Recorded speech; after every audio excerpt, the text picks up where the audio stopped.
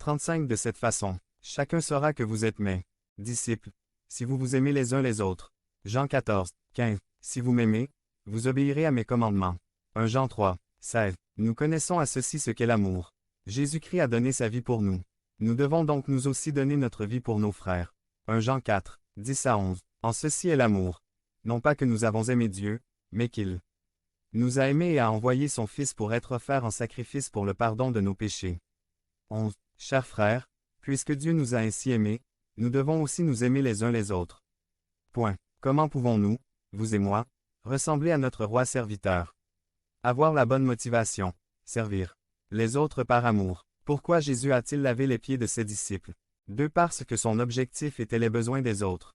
La vérité est que nous vivons dans une société qui exalte l'individualisme et l'amour de soi au-dessus des autres. Nous vivons dans un monde où les gens cherchent toujours à être les premiers, les numéros 1.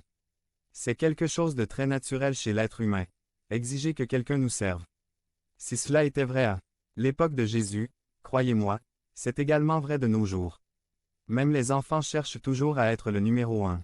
Chez moi par exemple, Melissa, ma petite fille de seulement 5 mois, n'arrête pas de pleurer jusqu'à ce que quelqu'un la nourrisse, la câline ou joue avec elle.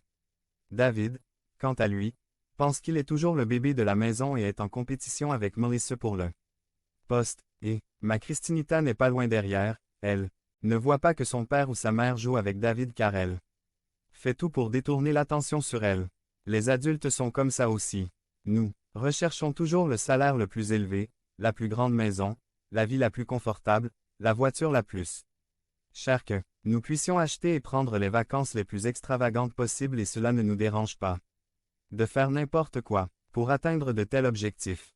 Ce qui commence comme une intention saine finit rapidement par devenir une autre expression de notre nature pécheresse. Nous sommes des gens obsédés par quelqu'un qui répond à nos attentes. Mais Jésus était complètement différent. Lors du dernier repas de Pâques, Jésus savait que dans quelques heures, il allait être arrêté et qu'il allait subir les traitements les plus inhumains et qu'il allait mourir sur la croix du calvaire. Il aurait dû être logique que Jésus se soucie et se concentre sur ses propres besoins. Mais ce n'était pas comme ça. Jésus s'est concentré sur les besoins de ses disciples. Et en général, Jésus n'a jamais recherché son propre bénéfice. La Bible nous exhorte en nous disant devenez membre de la chaîne et AIDEZNOUS à propager la parole de Dieu à travers le monde. Point. Dimanche 17 mars 2024. Si vous croyez en la puissance de Dieu, commentez 11. 11. Ne faites rien par égoïsme ou par vanité. Considérez plutôt avec humilité les autres comme supérieurs à vous-même. 4. Chacun doit veiller non seulement à ses propres intérêts mais aussi à ceux des autres. 5. Votre attitude doit être semblable à celle de Jésus-Christ. 6. Qui, étant Dieu par nature, ne considérait pas l'égalité avec Dieu comme quelque chose à saisir.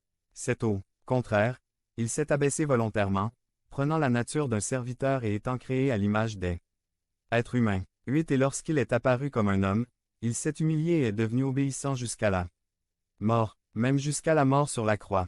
Philippiens 2, 3 à 8, NIV. La Bible dit que Jésus, qui existait sous la forme d'un Dieu, je prends la forme d'un serviteur. Qu'il soit très clair dans notre esprit que Jésus n'a à aucun moment changé la forme de Dieu pour celle des apostrophes. Un serviteur, mais qu'il s'est rebellé sous la forme d'un serviteur. Ce passage de Philippiens 2 et notre texte d'aujourd'hui nous offre un contraste et un parallèle. Le contraste. Les disciples recherchaient toujours leur propre bénéfice aux dépens des autres. Jésus cherchait à prendre la forme d'un serviteur pour le bien des autres. Le parallèle est entre les pieds sales et les cœurs sales. Jésus vit les pieds sales de ses disciples et se leva du souper. Volume 4. Il a vu nos cœurs sales, et a laissé sa gloire pour venir sur terre. Jean dit qu'il a ôté son manteau. Et Philippiens dit que Jésus n'a pas considéré l'égalité avec Dieu comme quelque chose à saisir. Jean dit que Jésus prit une serviette et l'a mise sur lui-même. Et Philippiens dit il s'est humilié, volontairement, prenant la nature de serviteur et étant né à l'image des êtres humains. Notre texte dit que Jésus mit de l'eau dans un bassin et commença à laver les pieds de ses disciples. Et Philippiens dit qu'en tant qu'homme, il s'est humilié et est devenu obéissant jusqu'à la mort, même jusqu'à la mort, sur la croix. Après que Jésus ait lavé les pieds de ses disciples, il retourna à table et célébra avec eux le repas de Pâques, et tout comme il avait versé de l'eau dans le bassin pour laver leurs pieds sales, il allait verser son sang sur la croix pour laver leur cœur sale. Car le Fils de l'homme n'est pas venu pour être servi, mais pour servir et donner sa vie en rançon pour plusieurs. Marc 10, 45. Je suis sûr que lorsque les disciples se sont souvenus de cette déclaration selon laquelle il était venu pour servir, les deux scènes leur sont venues à l'esprit encore et encore. Jésus se lavant les pieds et Jésus pendu à une croix. Comment pouvons-nous, vous et moi, ressembler à notre roi serviteur? Avoir la bonne attitude, servir les autres avec humilité. Chacun doit veiller non seulement à ses propres intérêts mais aussi à ceux des autres. Philippiens 2, 4. Pourquoi Jésus a-t-il lavé les pieds de ses disciples? Devenez membre de la chaîne et AIDEZNOUS à propager la parole de Dieu dans le monde entier. Dimanche 17 mars 2024. P4. 3 Parce qu'il savait que la grandeur de l'homme vient du service des autres. Je vous pose une question, en toute sincérité, si c'était possible, à qui voudriez-vous ressembler? Point. À un acteur ou une actrice de feuilleton ou de cinéma.